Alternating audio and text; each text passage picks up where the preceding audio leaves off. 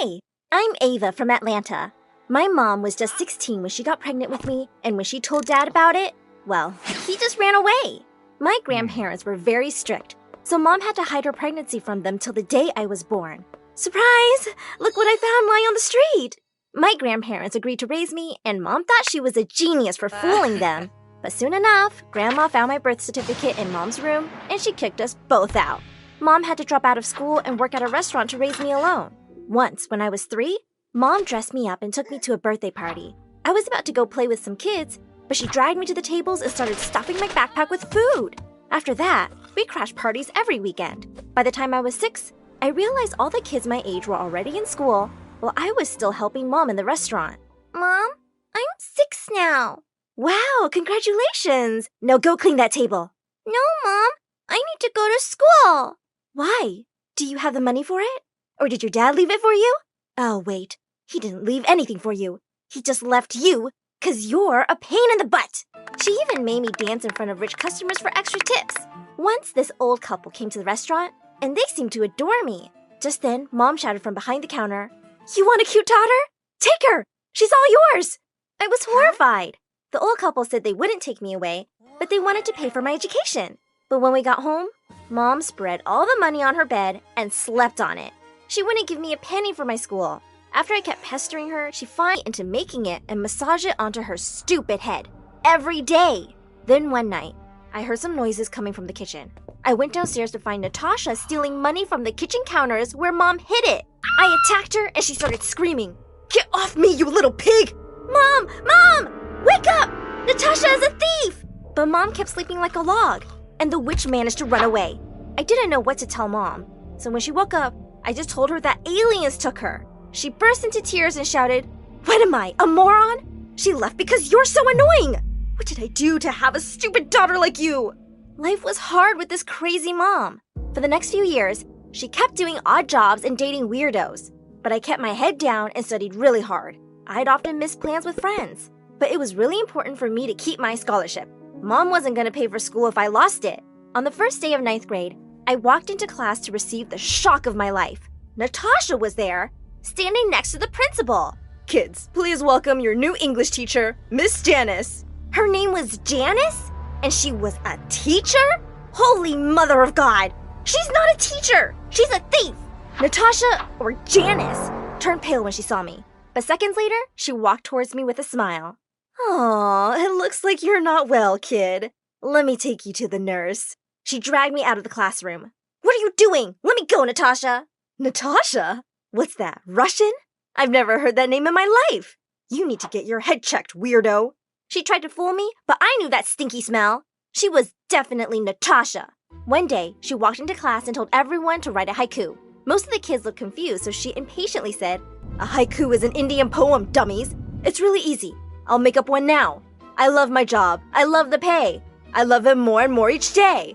I love my boss. She is the best. I love her boss and all the rest." What? Miss, a haiku is a Japanese poem of 3 lines. Says who? Get a life, nerd. A haiku is whatever I want it to be because who cares? She was a terrible teacher, but all the kids seemed to love her. And she'd give them awesome grades on every test. I just knew she was up to no good. And sure enough, I found her going to the back of the school one day and selling test papers to kids. I even followed her into the principal's office one evening and recorded a video of her stealing the exams. Finally, I had the proof to get rid of her. The next day, I went to the principal and showed her the video. She stared at my phone for a minute and then grinned. "Thank you for bringing this to my attention, Ava. I'll have to tell my girlfriend to be more careful next time." And with that, she deleted everything from my phone. Natasha is your girlfriend? You knew? Who do you think gave her the key to my cupboard, Santa? And luckily, now I have you on camera lurking around my office after hours. So I'm gonna expel you for stealing test papers. Wait, what? You can't! But before I knew it, I'd been kicked out of school. When I tried telling Mom I'd been wrongly accused, she wouldn't listen to a word either. "I can't believe I sent you to school when you could have been making money. Don't even think about going to another one. You were born to be a waitress." And just like that, I was back to mopping floors and cleaning tables. I felt really bummed out. One day, a waitress at the restaurant was crying because her boyfriend had dumped her because of her hair fall. I felt so bad that I prepared Natasha's secret formula and gave it to her the next day. I knew it was good, but I had no idea it would work so well. She was so happy. After that, all the girls at the restaurant came running to me for hair oil, and they were happy to pay for it. That's when it struck me.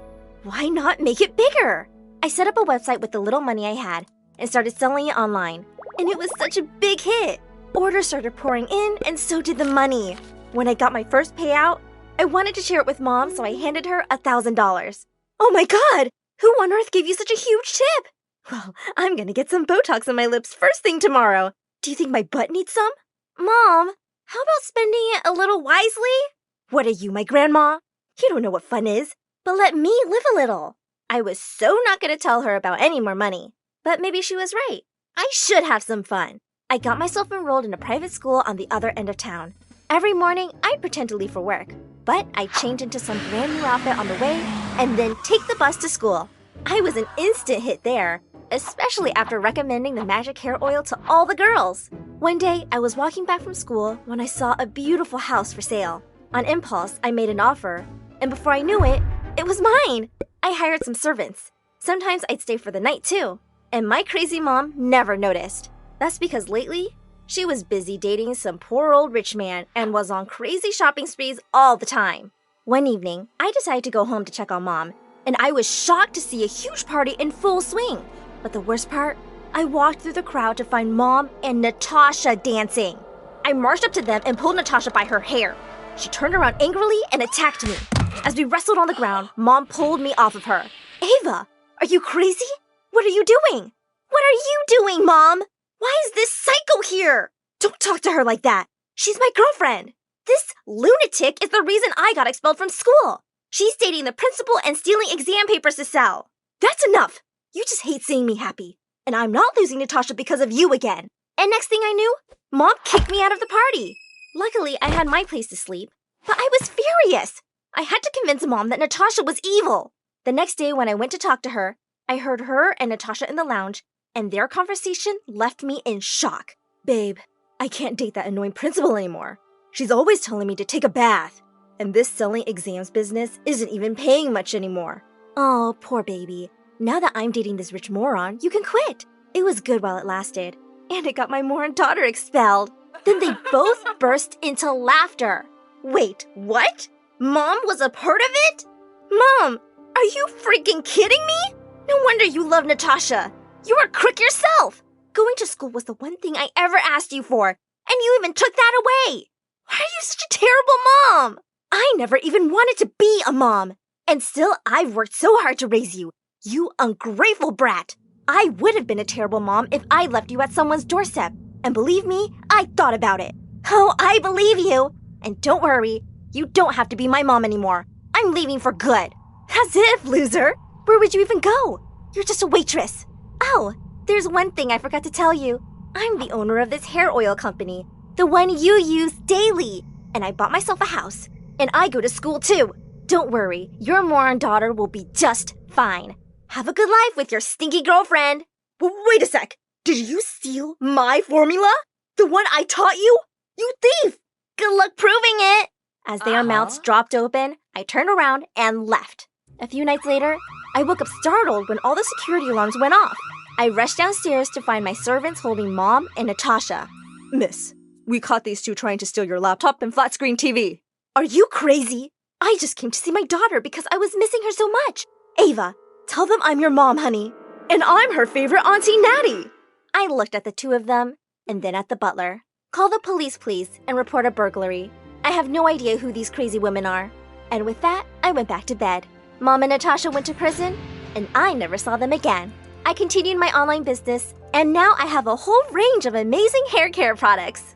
Hi, I'm Petra from Serbia, and I have an extremely rare condition where my aging process is much slower than that of regular people. Like when I was 6 years old, I looked like a dumb 2-year-old toddler, which made people treat me like one. And things got even worse as a teenager. But before I continue, click like and subscribe. Because of my condition, my parents decided to homeschool me till I was a bit older. I only got to hang out with other kids at the playground, and I'd get picked on all the time because I looked so much smaller than everybody. Once, when I was about 8 years old, I was playing on the slides in the park when a worried-looking woman came running to me. "Sweetie, are you lost?" "No." "Oh, poor baby. Probably can't understand a thing. You must be so scared." "Do I look scared? And I'm not a baby." But she wasn't even listening to me. And before I knew it, she was calling over a policeman from the street. "We have a missing child here, officer. Please, help her find her mommy and daddy." Despite my protests, the policeman whisked me off to the station and started taking pictures of me for missing child posters. Oh my God, I know my parents' number and address. I live right across the street from the playground, and you guys kidnapped me. This was the beginning of many, many times my parents had to come get me from the police station. I finally joined school in the 7th grade. The minute I walked into the classroom, a girl elbowed me roughly and said, "I think you've lost your way, kid." Oh, if only I had $1 for every time I heard that. I would be a millionaire by now, and I wouldn't need to be in this school with dumb people like you. And with that, I pushed her aside and took my seat. When I did all the math problems correctly in the first lesson, the teacher called me over, looking all starstruck. "Wow, Petra, you're a genius." "Thanks. Why?" "Because you solved these algebra problems meant for 12-year-olds. "But I am 12 years old." The teacher just giggled and then did something I hated.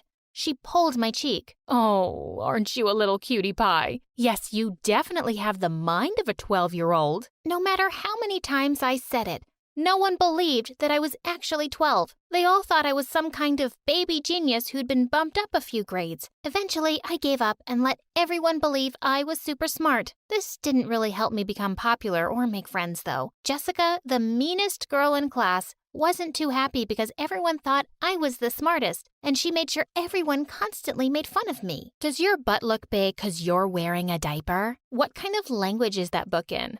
Goo goo gaga?" Another time, I was eating lunch by myself when Jessica suddenly stopped by my table. "Aw, how is the baby gonna eat all that with her little baby teeth?" "Why are you this way, Jessica?" "What do you mean?" "I mean, why are you so awful to me? You're the most popular girl in class." "Yeah, I know. But before you showed up out of nowhere, I was the smartest too." "Fine. You're the prettiest and the smartest girl in the world. Can you leave me alone now, please?" "Sure. But let me mash everything for the little baby to eat first." And with that, she started pounding my food with her fist. OMG, you are such a psycho. And with that, I picked up the smushed piece of cake and flung it at her face. She picked up my glass of juice and dunked it on my head. And before we knew it, everybody joined in for fun and a full-scale food fight had broken out. We both got detention. And after that day, I found a corner in the little playpen for the kindergarten kids and basically had lunch there by myself the next 3 years. Until one day, Josh came and sat next to me. Josh had just joined our class a few weeks ago, and he was a total babe.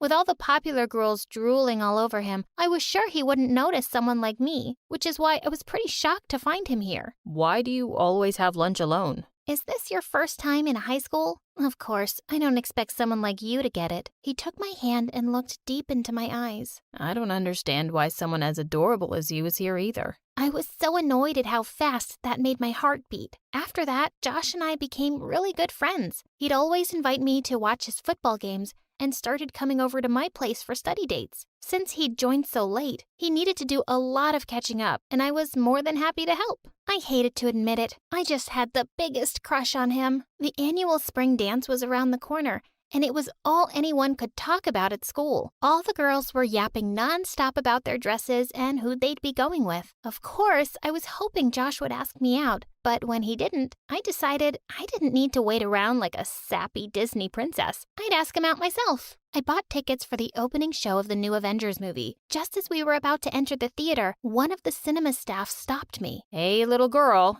you can't go in. That's a PG-13 movie. I'm almost 16. Here, look at my ID. We see fake IDs all the time, kid. Sorry, but I can't let you go. And with that, he pushed me out of line and refused to listen to me anymore. I can't believe this. Let's go then. Go? I mean, what's the point of wasting both the tickets? We'll still have dinner together, okay? And just like that, he turned and went inside. I was furious. I couldn't even go anywhere because he'd driven me here. When he finally came out after 3 hours, he was practically jumping with excitement. OMG, that was epic. Iron Man snapped his fingers and died, but he saved the world. He'd not only watched the movie without me, he'd ruined it for me completely. I thought maybe the rest of the evening would go a little better, but boy was I wrong. At the end of the meal, when the waitress brought us our fortune cookies, I looked over excitedly at Josh to open his and read the little note inside. Will you be my date for the spring dance, Josh? He looked up at me in complete shock. Petra,